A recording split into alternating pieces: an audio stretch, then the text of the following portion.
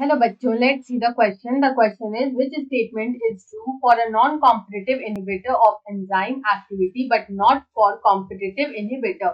यहाँ पे बोल रहा है इनमें से कौन सा स्टेटमेंट ट्रू है for non competitive inhibitor of enzyme activity but not for competitive inhibitor. तो यहाँ पे हमें दे रखा है option A is inhibitor molecules are similar to normal substrate molecules in size and shape. Option B is inhibition can be reduced by increasing the concentration of substrate molecules. Option C is large number of inhibitor molecules are needed for effective enzyme inhibition. And option D is the inhibitor binds to the enzyme molecule at a position away from the active center.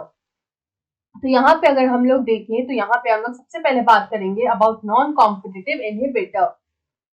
तो यहाँ पे ये जो non competitive inhibitor है ये किस तरह का इनहिबिटर होता है? तो इस तरह के जो इनहिबिटर्स होते हैं ये बाइंड करते हैं टू द एंजाइम बट ये एक्टिव साइट पे बाइंड नहीं करते हैं। तो यहाँ पे इस तरह के अगर हम लोग इनहिबिटर्स की बात करें, यहाँ पे जो नॉन कॉम्पिटिटिव इनहिबिटर्स होते हैं ये यहाँ पे बाइंड करते हैं, they bind to the site of enzyme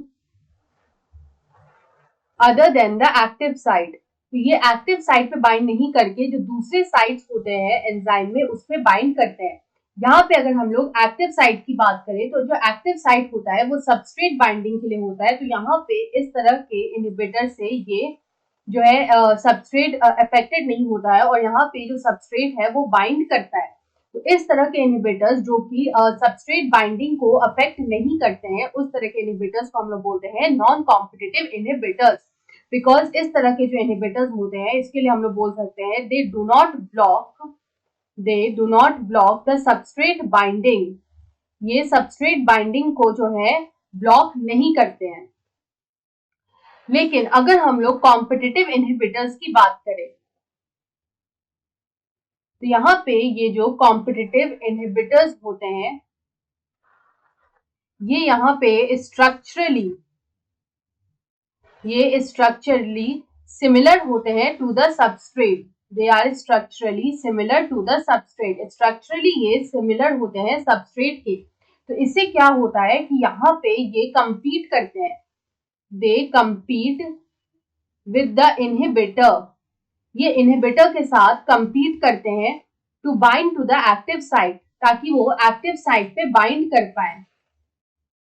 तो एक्टिव साइट पे बाइंडिंग के लिए ये इनहिबिटर से कंपीट करते हैं और अगर ये बाइंड कर गए एक्टिव साइट में तो सबस्ट्रेट जो है वो बाइंड नहीं कर पाता है। तो बेसिकली हम लोग बोल सकते हैं कि they block the substrate binding site, या फिर सबस्ट्रेट बाइंडिंग जो है उसको यहाँ पे ये ब्लॉक कर देते हैं या फिर उसको ये इनहिबिट कर देते हैं।